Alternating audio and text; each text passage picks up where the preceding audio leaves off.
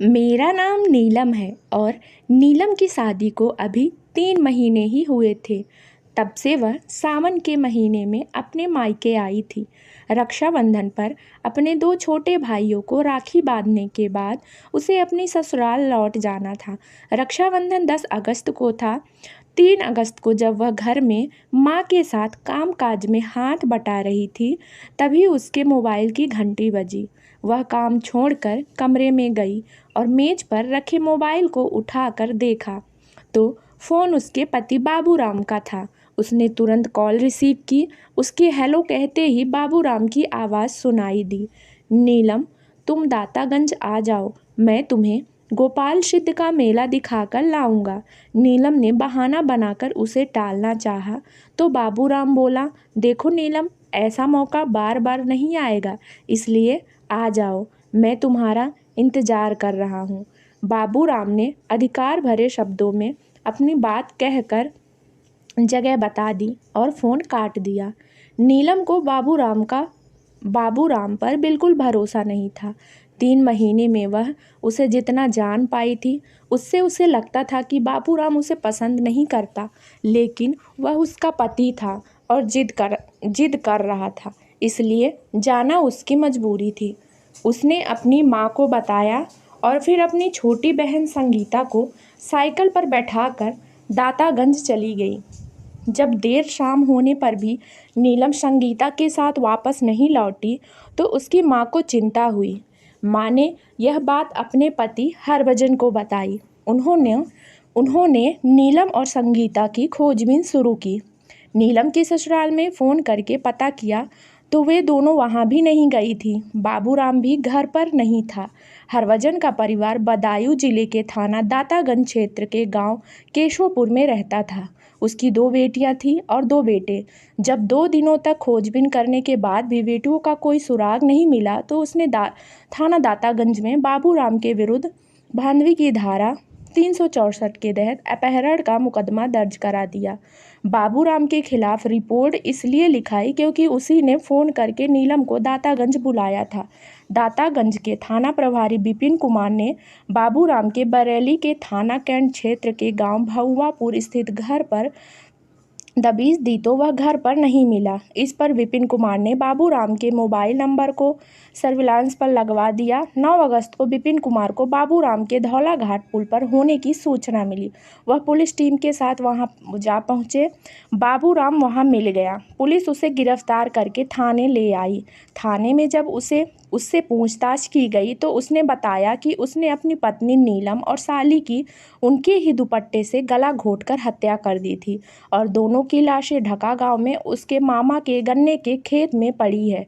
ढका गांव दातागंज से 40 किलोमीटर की दूरी पर था और जिला बरेली के थाना विशारतगंज क्षेत्र में आता था। थाना प्रभारी विपिन कुमार अपनी टीम के साथ उसे लेकर विशारतगंज गए। वहां से वह स्थानीय पुलिस के साथ ढाका गांव पहुंचे। बाबूराम ने मामा के खेत में खोजबीन की, तो नीलम और संगीता की सड़ी गली लाशें कंकालनुमा हालत में मिली। पुलिस ने प्राथमिक कार्रवाई करके दोनों लाशों को पोस्टमार्टम के लिए भेज दिया। इसके बाद दातागंज पुलिस बाबू राम को लेकर थाने आ गई। थाने में पूछताछ के दौरान बापू राम ने हत्या के पीछे की जो कहानी बताई, वह नाजायज रिश्ते को अपनी ज़िंदगी समझने वाले एक शख्स के खूनी खेल की कहानी थी, जिसमें उसका शिकार बनी उसकी जीवन संगनी और निर्दोष साली।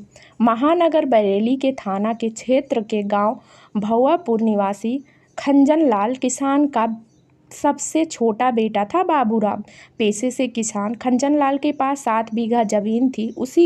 उसी से उसके पूरे परिवार का भरण पोषण होता था। बाबूराम ने इंटर तक पढ़ाई की थी। इसके बाद वह पिता के साथ खेती के काम में हाथ बटाने लगा था। बाबूराम की ननिहाल बरेली के ढका गांव में थी। उसके मामा की 3 बेटियां थीं, जिनमें गीता सबसे बड़ी थी। 18 साल की गीता का यौवन खूब दमकता था। वह थी भी खूबसूरत। बाबूराम अक्सर अपने मामा के घर आता रहता था। गीता से उसकी खूब पटती थी। दोनों के बीच भाई बहन का रिश्ता था। बचपन से एक दूसरे के साथ खेले थे, इसलिए एक दूसरे से काफ़ी घुले मिले हुए थे। जब दोनों जवान हुए तो बाबूराम को गीता की खूबसूरती कुछ अलग ही नज़रिए से सुहाने लगी। रिश्ते की याद आती तो वह गीता पर से नज़रें हटाने की कोशिश करता, लेकिन उसका दिल उसे ऐसा करने की इजाज़त नहीं देता था। बाबूराम ने बहुत कोशिश की कि वह रिश्ते की मर्यादा बनाए रखे, लेकिन दिल के मामले में उसका वश नहीं चला। वह कोशिश करके हार गया। बाबूराम ने महसूस किया कि वह गीता को चाहने लगा है। उसके दीदार से उसके दिल को सुकून मिलता है और आंखों को ठंडक। गीता जब उसके साथ नहीं होती तो उसे कुछ भी अच्छा नहीं लगता। उसके बिना जीने की कल्पना करना भी बेईमानी है, लेकिन गीता का साथ पाने की उसकी इच्छा तभी पूरी हो सकती है जब वह भी प्यार का जवाब प्यार से देती। काफ़ी सोच विचार के बाद बाबूराम ने फैसला किया कि वह गीता से अपने दिल की बात जरूर कहेगा। गीता की वजह से बाबूराम अधिकतर अपने ननिहाल में ही पड़ा रहता था। बराबर उसके संपर्क में रहने के कारण गीता भी उसके आकर्षण में बंध सी गई थी। बाबूराम के साथ रहने पर उसे भी दुनियादारी की सुध नहीं रहती थी। एक दिन गीता अपने कमरे में बैठी हुई थी कि तभी बाबूराम आ गया। वह मन ही मन ठान कर आया था कि गीता से अपने दिल की बात जरूर कहेगा। वह उसके पास बैठते हुए बोला, गीतू, आज मैं तुमसे कुछ कहना चाहता हूँ। गीता बोली, क्या कहना चाहते हो, बताओ। गीता ने उत्सुकता से मुझे डर है कि तुम मेरी बात सुनकर नाराज हो जाओगी।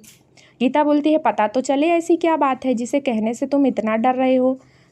गीतू, मैं तुमसे प्यार करने लगा हूँ। क्या तुम मेरे प्यार को स्वीकार करोगी? बाबूराम ने गीता का हाथ अपने हाथ में लेकर एक ही झटके में बोल दिया।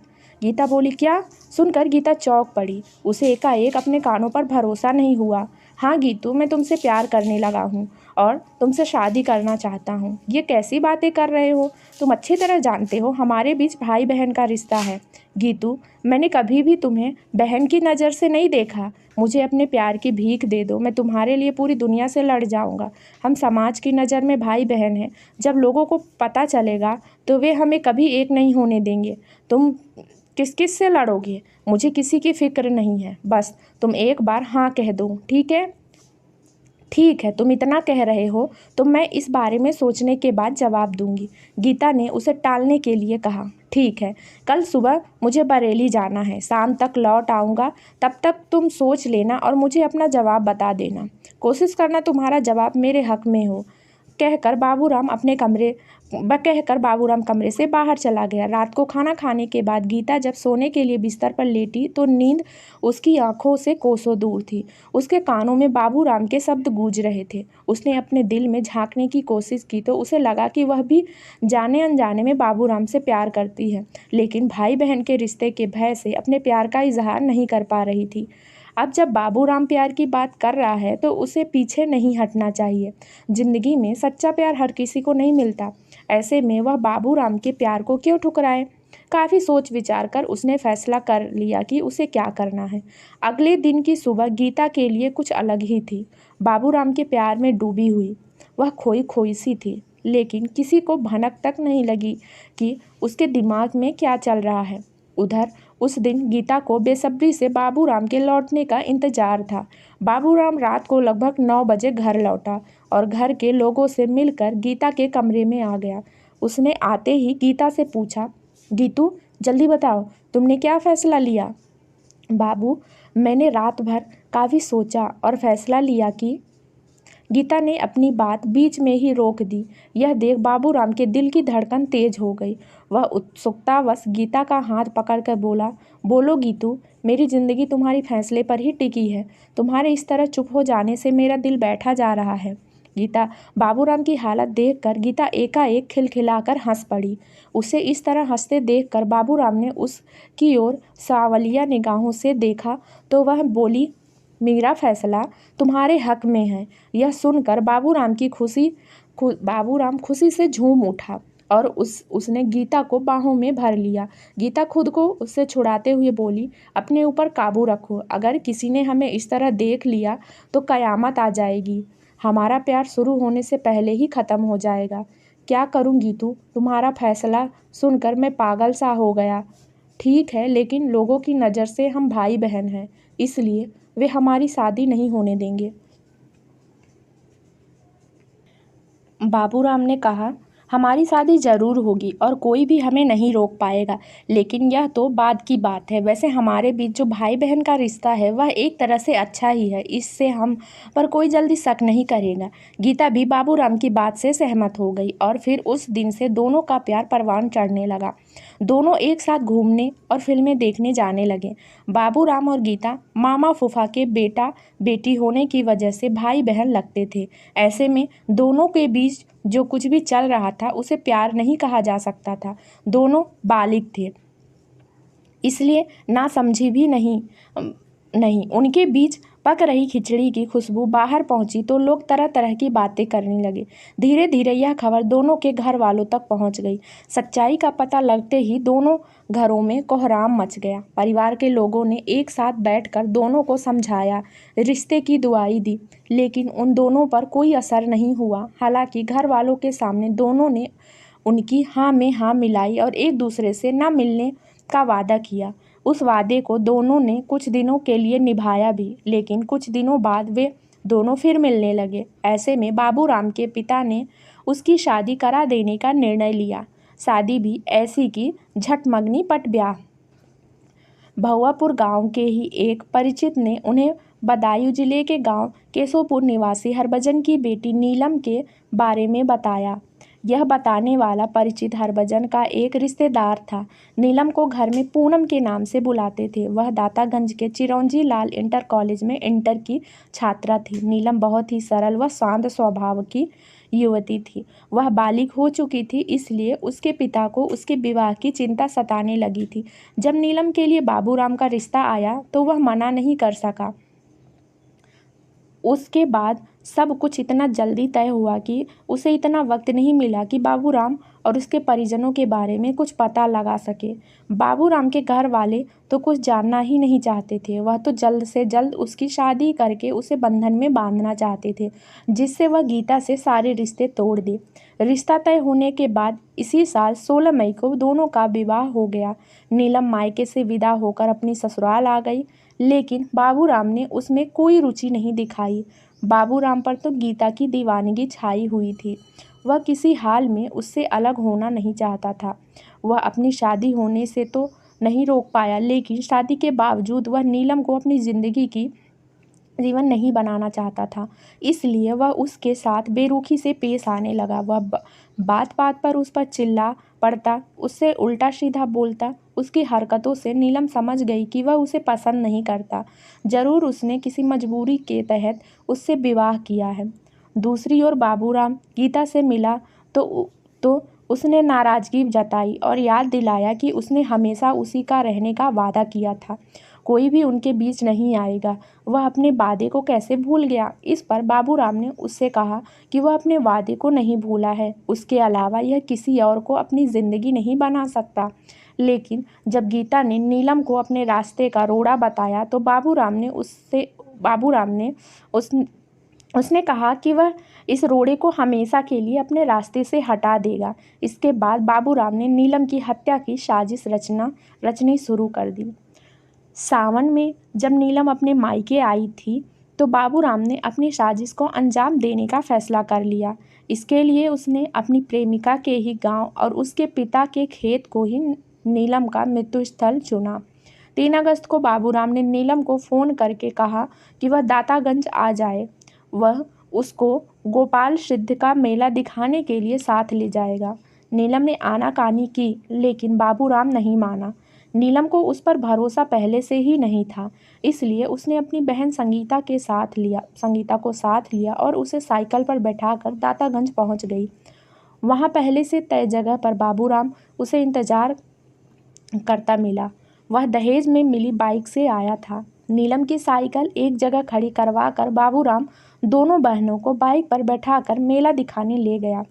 जब शाम होने लगी तो वह उन दोनों को बाइक पर साथ लेकर दातागंज से 40 किलोमीटर दूर ढका गांव की ओर चला गया। नीलम ने पूछा, तो उसने कहा कि उसे ज़रा मामा से काम है, इस बहाने वह मामा व अन्य घर वालों से मिल लेगी। उसके इस जवाब से नीलम चुप हो गई। बाबूराम ने अपने मामा के गन्ने के खेत पर जाकर बाइक रोकी और नीलम को खेत दिखाने के बहाने साथ लेकर खेत के अंदर चला गया। नीलम उस वक्त सलवार कुर्ता पहनी थी। उसने अपना दुपट्टा गले में लटका रखा था। खेत के अंदर जाकर बाबूराम ने उसी दुपट्टे से गला घोंटकर उसकी हत्या कर दी। वह बेचारी चीख भी ना सकी। इसके बाद वह खेत से निकलकर बाहर आया और संगीता से कहा कि उसकी बहन अंदर गिर गई है और उसके पैर में काफ़ी चोट आई है। यह सुनकर संगीता उसके साथ खेत के अंदर चली गई। अंदर पहुंचते ही बाबूराम ने पीछे से उसी के दुपट्टे से गला घोंटकर उसकी भी हत्या कर दी। संगीता की हत्या करना बाबूराम की मजबूरी थी, क्योंकि अगर वह उसे नहीं मारता तो वह सब कुछ अपने घर वालों को बता देती। इस तरह संगीता बहन के साथ बेवजह मारी गई। दोनों बहनों की लाशों को वहीं पड़ा छोड़कर बाबूराम अपने मामा के घर आ गया। वहाँ उसने गीता को नीलम और संगीता की हत्या कर देने की बात बता दी। देर रात वह मामा के घर से निकलकर अपने घर पहुंचा। वहां उसे पता चला कि उसके ससुर हरभजन को पता है कि नीलम और संगीता उसके साथ गई थी और वह उनके और उसके बारे में पूछ रहे थे। यह सुनकर बाबूराम को अपने पकड़े जाने का भय सताने लगा तो वह घर से फरार हो गया। लेकिन बाबूराम के गुनाह ने उसका पीछा नहीं छोड़ा और अंततः वह पुलिस की गिरफ्त में आ ही गया। थाना प्रभारी विपिन कुमार ने बाबूराम को अदालत में पेश किया, जहां से उसे जेल भेज दिया गया। दोस्तों, उम्मीद करती हूँ कि आपको हमारी कहानी पसंद आई होगी। अगर पसंद आई है तो वीडियो को लाइक करें और अगर आप मेरे चैनल पर नए हैं तो चैनल को सब्सक्राइब भी कर लें और बेल आइकन को भी ज़रूर प्रेस करें ताकि मेरी नेक्स्ट कहानी का वीडियो सबसे पहले आप तक पहुँचे।